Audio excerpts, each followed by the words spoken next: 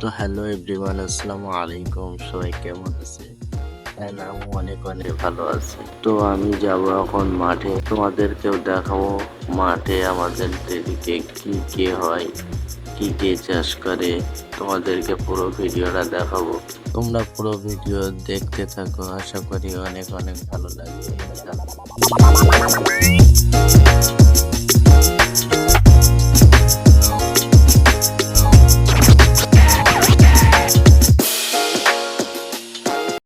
তোমরা দেখতেই পাচ্ছ এগুলো ফুল গাছ, যে ফুলগুলো বিয়ের গাড়িতে লাগাতে হয় সেইগুলো।